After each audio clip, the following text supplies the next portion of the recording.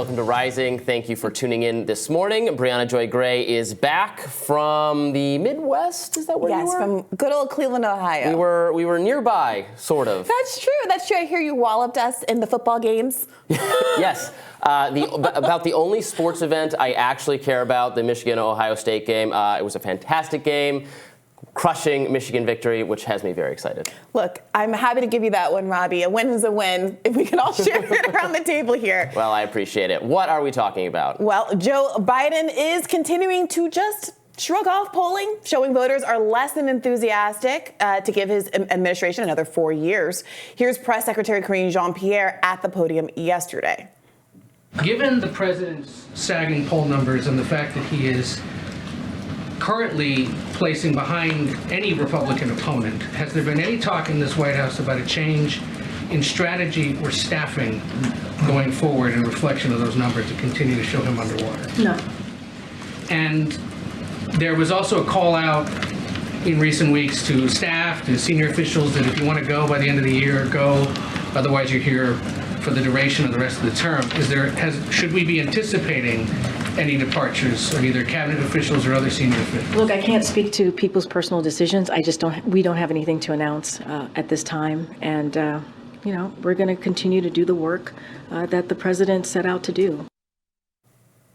Of course, Fox News' Peter Doocy didn't miss his chance to hold KJP's feet to the flames when it comes to the economy and how Americans are faring under Bidenomics this holiday season. On lowering prices, you said earlier that the actions the president has taken have worked. So is it your sense that when people were home for Thanksgiving, catching up with their family members, they were saying to each other, can you believe how much more affordable things have gotten? So honestly, I wouldn't. I hear the question, but I want to make sure this is very clear. We take that very seriously. We take what families, the decisions that they make at their kitchen table, whether it's during Thanksgiving or whether it is every month as they're trying to make hard decisions about how they move forward with taking care of their family. We take that very seriously. It's not a joke to us. It is important to us. This is the president who talks about it in a very personal way when he talks about what families have to go through, working families, middle-class families, and that's why he's taking actions that he has. Now, according to the Washington Post, the president's handling of Israel's war in Gaza has rattled his administration and turned some members of the president's own team against him. Over on Fox News this weekend, National Security spokesman John Kirby answered to the internal turmoil. Let's watch. The president understands that there's strong feelings all across the board here on this conflict between Israel and Hamas, and he respects that. And we have listened to staff members here at the National Security Council and across the administration from all different communities, from the Jewish community, from the Muslim community, Palestinian Arab community. We're listening to everybody because they all have a view, and we respect that and want to hear their thoughts. The president continues to work this issue very, very hard. And from the president's perspective, and you heard him talk about this a little bit yesterday, what we've been doing has been having results.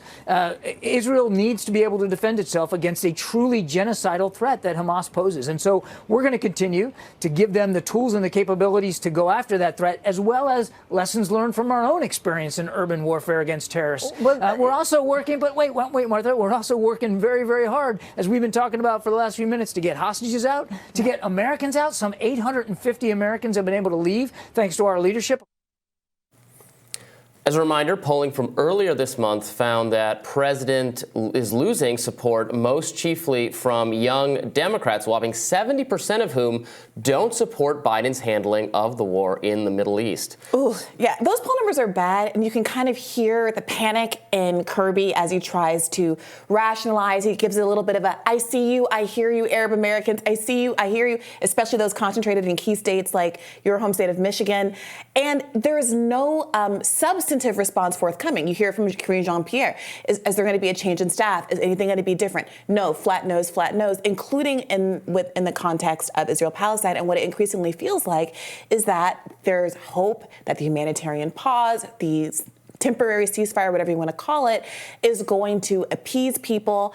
Biden said he was hopeful that it would last longer than the initial 4-day period, and that by a year from now, the dust will have settled and people will have forgotten. But what so many Arab Americans and others are saying explicitly is that's not the case. We will not forget. I have never said I'm not going to vote for a Democrat before. I've always voted blue no matter who.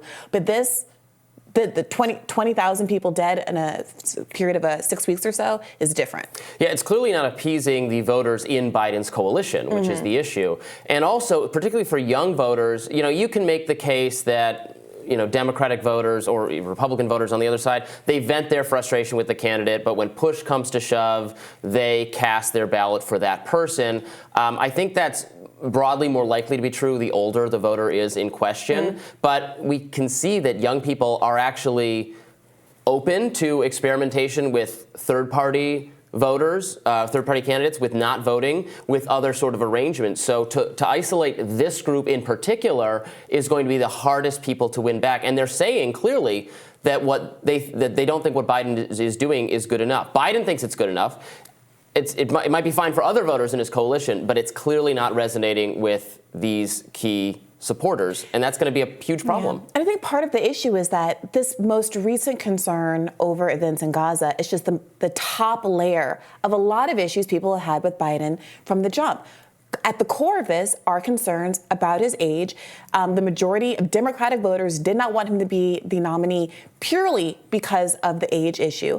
On top of that, you have the economy, which was the topic of the initial questioning at the top of this block here, where the White House keeps insisting that numbers are up, things are good, and there's some evidence for that, right? I was looking at economist Claudia Sahm, who I like and respect and appreciate, talking about some aggregate numbers that are up. Wages overall are up, for example. There's more jobs, lower unemployment, consumer spending is back up pre-COVID, et cetera. But the problem is in very specific areas that Americans feel, I think, very sharply, prices are up exponentially. So you're talking U.S. grocery prices are up 25%, used car prices are up 35%, rent is up 20%. Those are big ticket items. So it might be the case that you have some increase to your wages. It might be the case that you have new employment. But is that really offsetting these big costs like healthcare, groceries, cost of your vehicle, et cetera? Yeah, and it goes back to the fact that Joe Biden keeps touting economic successes in terms of recovery from the pandemic, which, fair enough, we all agree we're in better shape than this catastrophe that was visited upon us that no president, no leadership anywhere on earth was prepared to handle, to deal with. So yes, we've recovered from a lot of that, fine. Give appropriate credit where it's due, but are we back? A lot of people, and I know you say, the economy before Biden under Trump didn't work for everyone, but people clearly have fonder recollections of it.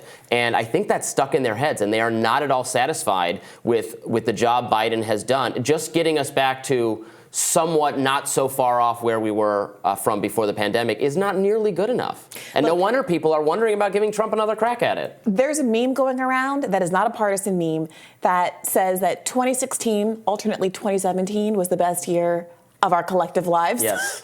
And it resonates with me. And those also happen to be the beginning of the Trump years. And I don't know how to reckon with that. I don't know exactly what it was. Was it just vibes that made 2016, 2017 feel so good to me? But I do think that Biden has to figure out how to recapture that. I don't know that it was the best year of my life, but I didn't know that every subsequent year was going to be a lot worse. I'll say that. More Rising right after this.